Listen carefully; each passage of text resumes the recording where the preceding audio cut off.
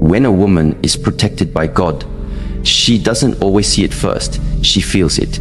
There's no thunderclap, no warning siren. But suddenly, she loses interest in a relationship that once captivated her.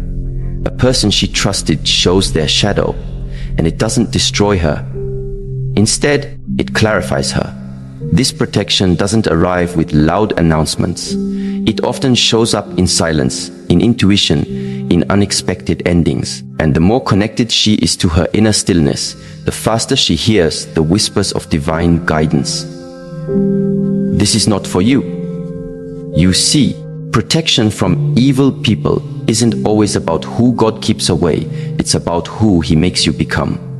A woman who listens to her body, who trusts her peace more than her fears, who values her energy more than fleeting attention. And so the real power is not in being saved at the last moment. It's in becoming the kind of woman evil cannot reach. When a woman cultivates stillness, she cultivates strength in a world that constantly demands her reaction, her opinion, her urgency. Choosing stillness is not passive. It is deeply powerful. It is a decision to stay connected to what is true, rather than be tossed around by what is loud. And more than that, stillness is the first gate through which divine protection flows. Stillness allows the mind to separate truth from noise. Science shows that the human brain is wired to detect patterns. But under stress, whether emotional, relational, or environmental, our ability to recognize subtle patterns diminishes. We misread intentions. We overlook red flags. We extend trust where none has been earned. But when a woman is still, when she is calm in her body and quiet in her thoughts, she begins to sense what words and actions cannot always explain. Imagine a woman who is caught in the early stages of a relationship. The man she is seeing is charming, generous with his compliments, and seemingly attentive. But over time, she begins to notice a pattern. Her energy feels drained after spending time with him. She feels anxious before calls, yet can't explain why. He says all the right things, yet something feels off. Now, if her mind is busy, racing with ideas of romantic ideals, fears of loneliness, or pressure to settle down, she will override these subtle cues. But if she is calm, if she has learned the art of observing rather than reacting, she will pause. And in that pause, clarity arises. She realizes that her body is detecting what her mind cannot yet articulate. She understands that her peace is not being honored in this connection. That moment, when she chooses peace over fantasy, is divine protection. This phenomenon is deeply supported by neuroscience.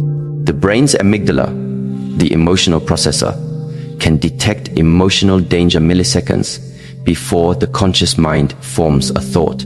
This is why some people make us feel uneasy, even if we can't logically explain it. A woman who lives in constant inner noise misses this early signal. But a woman grounded in stillness hears it clearly, like a quiet bell ringing in her heart. In Eastern teachings, this stillness is the gateway to inner knowing, not knowledge, but knowing. Knowledge is what you read, what others teach you.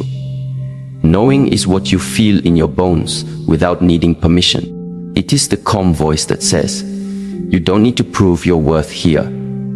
Or, you are not safe here, even if everything looks perfect. Stillness makes space for that voice to rise. In relationships, this becomes a vital force of protection. Emotional manipulators thrive on reaction. The moment you are reactive, they gain control. But a calm woman cannot be easily baited. Her stillness frustrates those who want chaos. It confuses those who want control. She does not respond to every message with urgency. She is not quick to defend herself over baseless accusations. She does not rush to explain, to fix, or to please. This calmness is not a performance. It is rooted in emotional discipline. A story often told in spiritual traditions speaks of a sage and a scorpion. The sage sees a scorpion drowning and tries to save it, but each time he reaches out, the scorpion stings him. A passerby asks, "Why do you keep trying to save it when it keeps hurting you?" The sage replies, "Because the scorpion is following its nature, and I am following mine." The calmness of the sage is not naivety, it is mastery. He knows his center. He does not act from pain or pride, he acts from clarity. Likewise, a woman protected by divine forces understands her emotional nature, but she does not allow it to overtake her decisions. She knows how to feel deeply without becoming emotionally entangled. She knows that feeling anxious is not a reason to stay in a situation and fix it. Sometimes the anxiety is not hers. It is her body warning her of energy that does not align. And to heed this signal, she must remain still long enough to hear it. Consider how this plays out in modern relationships. A woman is dating a man who oscillates between charm and withdrawal. One day he is present, another day cold. He says he's busy. He says he's just overwhelmed. But her soul feels the inconsistency, like waves slamming against a fragile shore. Without stillness, she may chase after him, attempting to earn consistency through performance. But with stillness, she will instead observe the pattern. She will notice how much of her energy goes into managing someone else's mood. She will ask the deeper question: why am I trying to make someone stay who does not choose to be consistent with me? And in that question, her freedom begins. Stillness also teaches her that silence is a response, that absence speaks, that discomfort is a message. She no longer needs drama to recognize the truth. Her peace is the litmus test. If it is disturbed, she investigates, not the other person's behavior, but her own alignment. This is what emotional self-mastery looks like in real life. It is not a rejection of feeling, but a refinement of how feelings are used. Not every emotional pull deserves a response. Not every impulse needs to become a conversation. Not every story needs closure. Stillness teaches the strength of detachment, not from love, but from illusion. And when a woman lives like this, evil people don't find her appealing. They find her frustrating, because their games require reaction, and she offers none. There's a quiet confidence in a woman who doesn't need to rush. A woman who can observe without absorbing, who can sit with discomfort without numbing it. She becomes unreadable to manipulators and unshakable to those who try to trigger her. This is divine protection, not as a concept, but as a lived experience. Her energy is not easily moved, and her spirit remains grounded. And yet, this kind of stillness is not built overnight. It is trained. Just as the body becomes strong through repeated tension and release, the emotional body becomes strong through repeated practice. Stillness is learned in the moments you want to scream, but choose to breathe. In the arguments where you want to prove your worth, but choose to walk away with dignity. In the invitations to chaos that you decline, not because you don't feel it, but because you now value your peace more than your pride. In this way, stillness is not weakness. It is a sign that a woman has entered a sacred alliance with her own soul. From this stillness, something beautiful emerges in tension. A woman who is still can begin to live not from fear or desperation, but from clear purpose. And that brings us to the next layer of divine protection: purity of intention. Purity of intention is not about being perfect. It is about being sincere. It is the quiet strength of a woman who means what she says and says what she means. Her motives are clean. She does not manipulate. She does not seduce to trap. She does not use her wounds as weapons. She may be healing, but she is honest. And this sincerity creates an invisible field of protection around her. Why? Because evil people, those who feed off confusion, chaos, and distortion, cannot easily penetrate sincerity. When a woman has no hidden agenda, she is energetically closed off to manipulation. she may still attract attempts, but those attempts don't land. Because she is not playing the same game. Think of energy as language.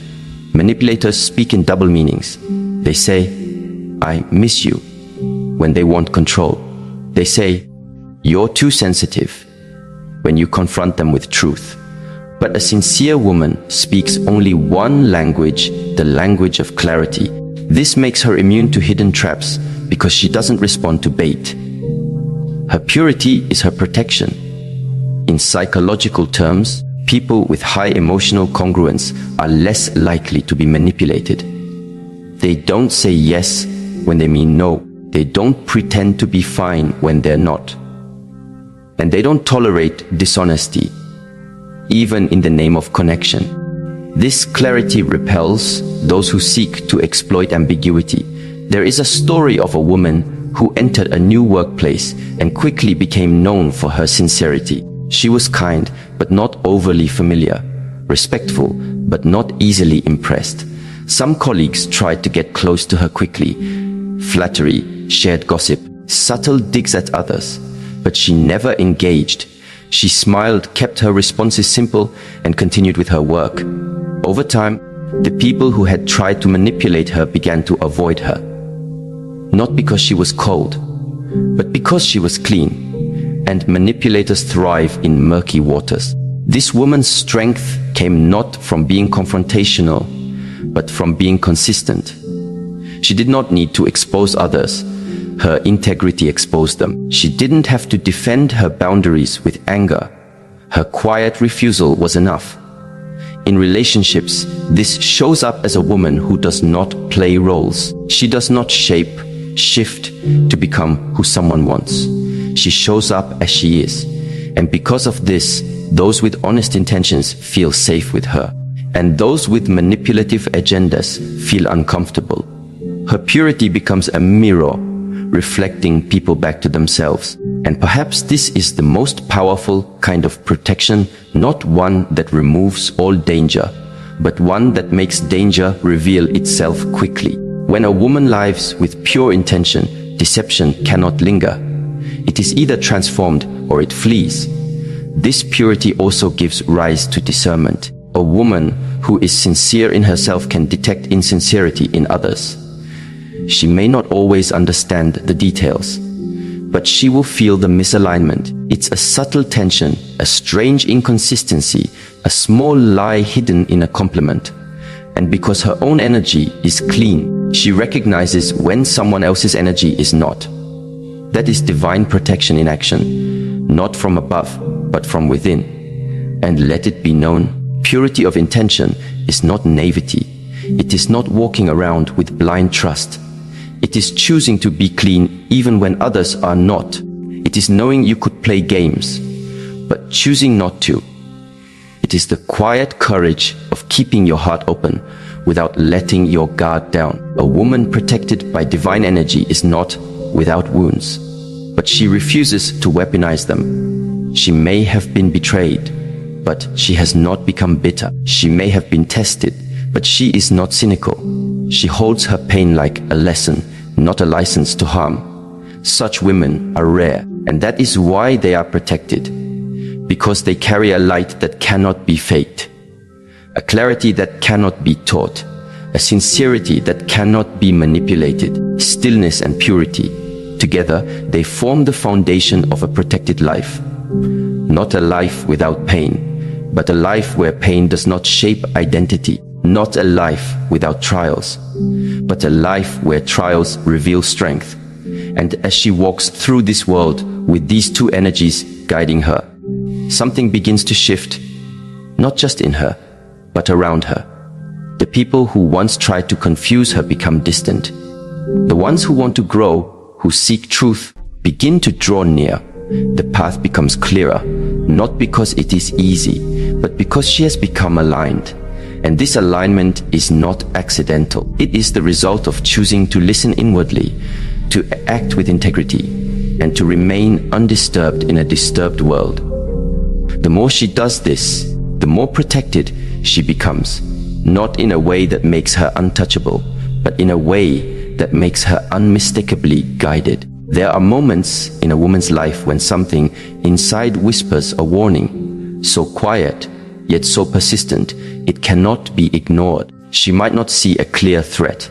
The person standing in front of her may be smiling, polite, or even affectionate. But deep within her body, she feels an unease, a quiet tension, a dissonance she cannot explain. And that feeling, subtle but undeniable, is the early protection from something she does not yet consciously understand. This sense of inner warning is not fantasy. It is not insecurity. It is a deeply rooted intelligence that exists in every human being, particularly developed in those who have faced emotional or psychological harm and learned from it. In neuroscience, this is known as neuroception, the brain and body's capacity to detect safety or threat without conscious awareness. It's how your body can tense before your mind realizes something is off.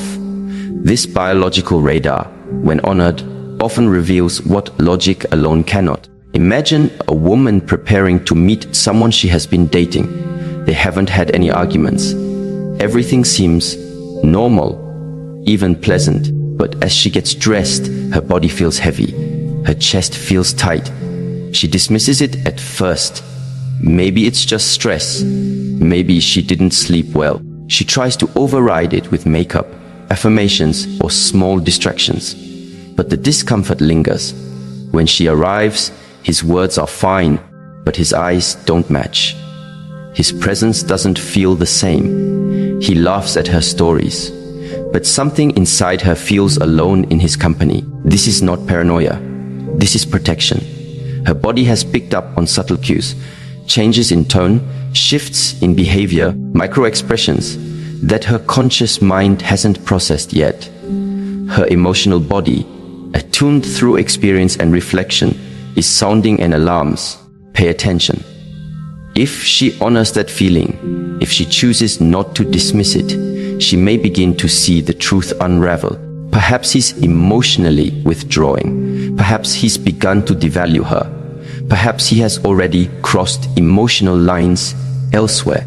But because she listened to that inner signal, she catches the misalignment early, before deeper damage is done. This is one of the most profound signs that a woman is divinely protected. She doesn't need loud signs to see the truth. She feels the tremors before the earthquake. And more importantly, she doesn't argue with what her body knows.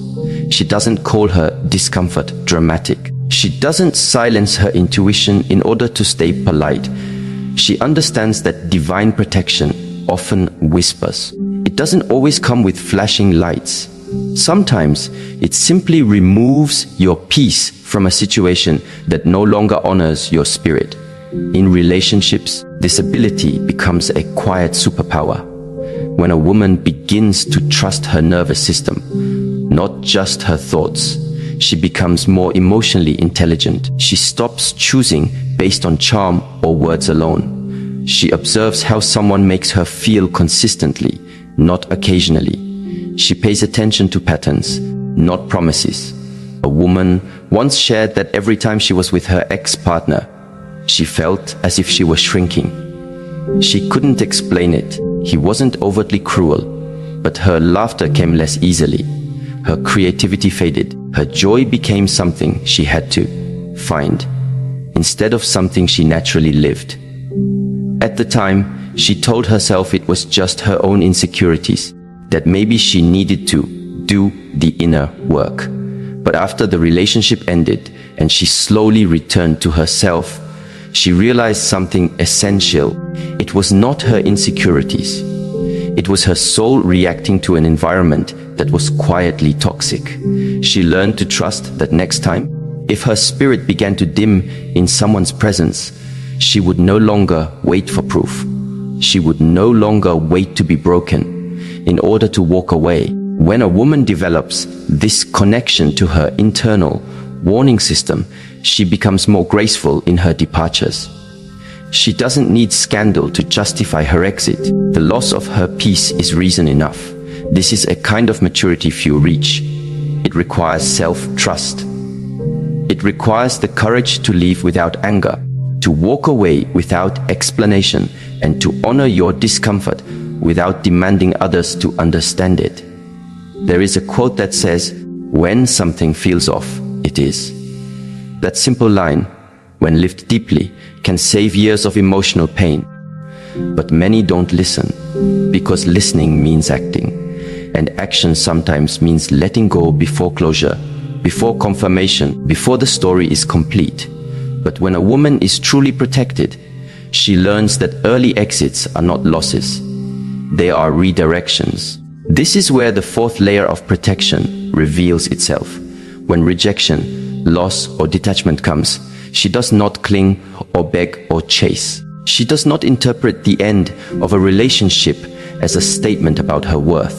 Instead, she views rejection as divine redirection. This shift in perspective is not only spiritually freeing, it's psychologically empowering. In psychology, the concept of cognitive reframing teaches that how we interpret events determines how we heal. When a woman views a man walking away not as a reflection of her inadequacy, but as a sacred pruning of what no longer serves her growth, she steps out of victimhood. She reclaims authorship of her life. And this is not denial. She still feels. She may cry.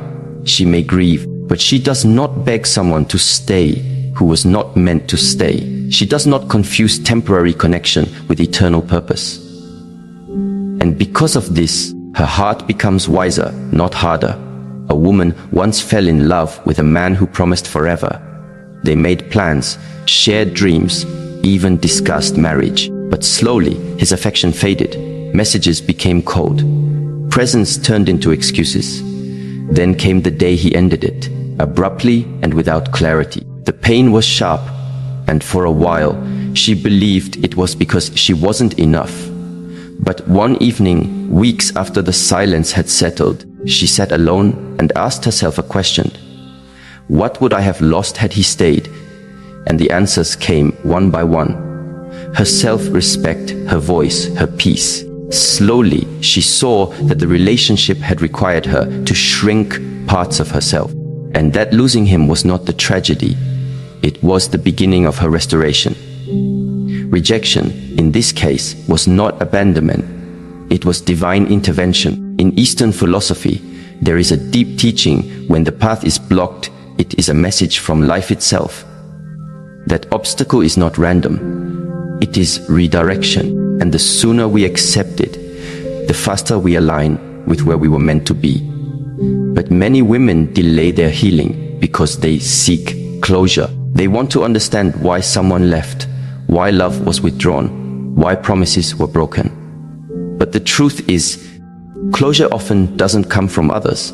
It comes from understanding yourself. And from recognizing that sometimes the most merciful thing the universe can do is take something from you that you would have never let go of on your own. This is especially true in romantic relationships. A woman who is divinely protected does not idolize connection. She honors it, but she doesn't worship it. When someone leaves, she doesn't try to rewrite herself in order to be chosen again. She honors the departure as sacred timing. And instead of chasing the person, she turns inward to ask, what did this experience teach me about my own boundaries, desires, and standards? From this place, she begins to rebuild, not from desperation, but from design. A woman once said that her greatest heartbreak became her greatest awakening. Because when she stopped trying to make someone love her, she finally made space to love herself. And in that space, new people entered. People who didn't drain her, who didn't question her worth, who didn't give half love on their best days. She saw clearly in hindsight that the man who left didn't reject her. He freed her. And this is what happens when rejection is no longer seen as failure, but as guidance. A woman who sees life this way becomes untouchable in the best sense of the word. She may still feel grief, but it doesn't shatter her. She may still miss someone, but she doesn't lose herself trying to win them back. She accepts what life removes and trusts that what remains is meant to be refined, not abandoned. This trust becomes her foundation. She no longer sees endings as evidence of inadequacy. Instead, she views them as spiritual housekeeping. Life is clearing the room for what is real, and because she does not resist the clearing, she is blessed with clarity. That clarity becomes a new form of power, because she no longer holds on to what is fading. She lets go with grace, and the moment she lets go, she becomes available to what is aligned. And alignment is not just romantic. It is spiritual, emotional, energetic. When a woman is aligned, everything changes. How she speaks, what she allows, what she believes she deserves. Even more, she no longer makes her heart a proving ground. She does not fight to be loved. She does not perform to be accepted. She understands that those who are meant for her will not require her to betray herself. And those who are not meant for her will leave, not because she is unworthy, but because her soul is being preserved for something higher. And so, the relationship that ends is not the end. It is the turning point. A woman who lives this way begins to see every rejection, every departure, every disappointment as a refining fire. Painful, yes, but also purifying. It burns away illusion. It strips off codependency. It reveals strength. It teaches discernment. And in time, what remains is not a broken woman, but a woman who is unbreakable. Not because she is hardened, but because she is aligned. She walks differently now. She no longer fears loss. She no longer negotiates her standards. She no longer allows someone else's confusion to create chaos within her. When something leaves, she lets it. When something feels wrong, she believes it. When something doesn't honor her peace, she releases it. And that release is not weakness, it is wisdom. Because when a woman is truly protected, it's not about who stays. It's about who her spirit no longer needs. It's not about the love she can get. It's about the peace she can keep. And that peace, when guarded, when prioritized, when honored, is more valuable than any promise made by lips that do not match the heart. So she chooses differently now. She chooses silence over drama, peace over passion, integrity over attraction. And in doing so, she becomes a sanctuary, not just for herself, but for the kind of love that is sacred, steady, and true. A woman who knows how to keep her boundaries. Without anger, without chaos, and without guilt, is a woman who has stepped into her quiet power. She does not announce her limits loudly. She lives them. And in doing so, she becomes someone who does not need to explain herself to be understood. There is a misconception that strong boundaries must be aggressive. That to protect yourself, you must be confrontational, dominant, or emotionally detached. But the opposite is true. The strongest boundaries are not loud. They are calm, consistent, and rooted in self-respect. A woman who maintains her boundaries without bitterness does not shut people out. She simply doesn't allow people to enter where they don't belong. She doesn't react in a way that drains her. She responds in a way that preserves her. Psychologically, boundaries are expressions of identity. They define where you end and another begins. When a woman lacks boundaries, she becomes entangled with others' emotions, expectations, and dysfunctions. She begins to shift in relationships, losing clarity on who she really is. But when she has healthy boundaries, she stops bleeding energy into people who are not meant to hold space for her heart. There's a story of a woman who always said yes. Yes to every phone call, even when she was tired. Yes to every favor, even when she was drowning in her own tasks. Yes to every invitation, even when her spirit longed for solitude. She feared being seen as selfish or unkind. She thought saying yes would make her loved, but instead it made her invisible to others and to herself. Over time, she noticed that her relationships lacked depth. People leaned on her, but never really knew her. They admired her generosity, but never offered the same in return. One day, after being emotionally exhausted by yet another one-sided exchange, she sat quietly and asked herself, "What am I afraid will happen if I start saying no?" The answer came clearly: they might leave. And then she asked the more important question: if they leave because I honor myself, why am I trying so hard to keep them? That was the day she began to shift. She started with small no's. She paused before replying. She checked in with her energy before committing. And to her surprise, she didn't become unloved. She became respected. The people who truly valued her adjusted. The ones who didn't fade it away. But for the first time, she felt peace. Not because life became easier, but because she was no longer betraying herself for the sake of harmony. This is the beauty of boundaries. They are not walls. They are filters. They do not push people away. They allow the right people to come closer while protecting the sacredness of your inner life. In relationships, boundaries are often tested subtly. A partner might cross emotional lines, not through cruelty, but through carelessness. They might joke about your insecurities, dismiss your dreams, or fail to show up when you need them most. If your boundaries are reactive, you'll explode in frustration after weeks of silence. But if your boundaries are healthy, you'll address it early with calm clarity. You'll say, "I don't feel safe when my feelings are minimized," instead of waiting until you're too hurt to speak gently. When a woman is centered in herself, she doesn't need anger to set limits. Her energy speaks for her. Her consistency sends the message. People begin to understand. This is a woman who honors herself, not in arrogance, but in alignment. This emotional discipline is not easy to cultivate. It requires unlearning. Many women are taught from a young age to prioritize others, to soften their voice, to seek approval. Boundaries feel like rebellion. But in truth, boundaries are restoration. They return you to yourself. One of the most powerful things a woman can say is, "This doesn't feel right to me." Not because it will change others, but because it honors the truth of her own experience. She stops seeking permission to protect her energy. She stops explaining why she can't give more than she has. She simply chooses herself, quietly and consistently. And over time, this creates a different kind of life. One where she is not constantly recovering from emotional overextension.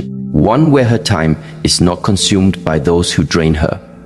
One where she can actually hear her own thoughts, feel her own feelings, and live from her own truth. The world respects people who respect themselves. This is not pride, it is clarity. There's a quiet authority in someone who doesn't need to argue for their boundaries. They simply live them without apology. And when someone crosses a line, they don't attack or plead.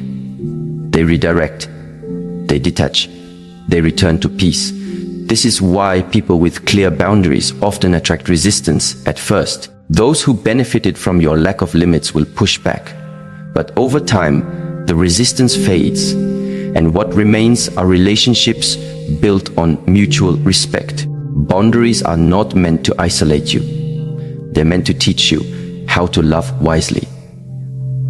Not everyone is meant to sit at the table of your heart. Not everyone deserves access to your most vulnerable places. A protected woman knows this. And because she does, she doesn't open up out of loneliness. She opens up out of discernment. She doesn't say yes because she's afraid of being alone. She says yes because it aligns with her truth. This discernment becomes more powerful with time. She begins to recognize patterns early. She senses when someone only wants to take. She feels the weight of energy that disrupts her peace. She becomes immune to flattery and more attuned to consistency. Her boundaries at this point are not rigid. They are wise. She no longer builds them out of fear, but out of sacredness. a woman with clear, kind boundaries becomes deeply attractive, but not to everyone. She attracts those who are secure within themselves, those who don't fear her power, those who do not see her silence as rejection, but as presence. She no longer entertains people who require her to lose herself to be loved. This kind of energy cannot be faked. It comes from within. It's the result of choosing truth over approval again and again until it becomes your nature. And this is where the final layer of protection reveals itself. Her presence alone becomes uncomfortable for those with dark intentions. She doesn't have to speak. She doesn't have to point out deception. Her energy reveals it. Some people cannot stay in the presence of someone who sees clearly, not because she judges, but because her presence makes dishonesty too heavy to carry. The manipulator feels exposed. The liar becomes nervous. The game player becomes disoriented. Because this woman cannot be read in the way others can. She doesn't bite the bait. She doesn't mirror dysfunction. She stays still. And that stillness becomes a mirror. There's a quiet story about a woman who was invited to a social gathering. Among the attendees was a man known for being charming, persuasive, and deeply manipulative. He had a reputation for drawing people in, using flattery and emotional tactics to gain control. He approached her as expected, with charisma. He complimented her presence. He asked questions meant to draw her in. But she didn't respond with flirtation or flattery. She listened. She observed. She smiled gently, but offered no emotional hooks. She didn't mirror his energy. She didn't react. She remained calm, unmoved, anchored. After a few minutes, he became visibly uncomfortable. His charm began to falter. He excused himself.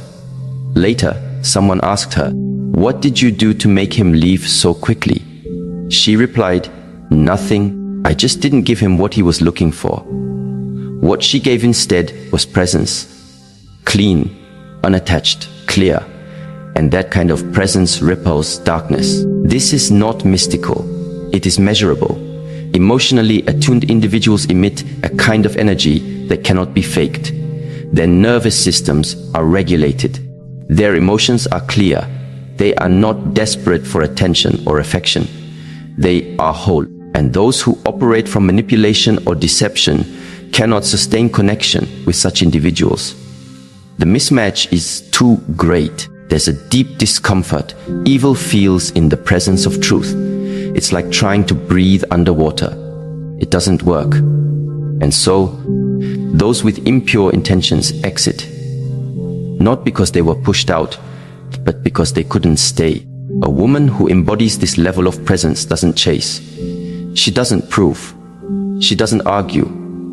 She lives with integrity, and integrity does the work for her. Her stillness is not emptiness. It is refinement. It is the result of years spent listening inwardly instead of reacting outwardly. She trusts what her body knows. She respects her own time. She chooses not to dilute herself to be accepted by those who cannot meet her where she is. This kind of woman changes every room she enters, not because she tries to dominate it, but because her energy brings clarity. Those who are aligned feel safe with her. Those who are not feel exposed, and this is not her responsibility. It is the natural result of living in truth. There is a quiet radiance in someone who knows who they are, honors what they feel, and protects what they carry. She doesn't wear her worth like armor.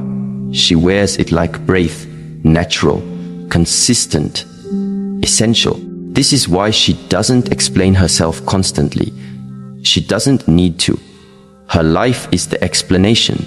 Her peace is the evidence. Her presence is the response. And so, without confrontation, without revenge, without war, she is protected, not by force, but by alignment, not by noise, but by stillness, not by escaping darkness, but by being so full of light that darkness cannot stay.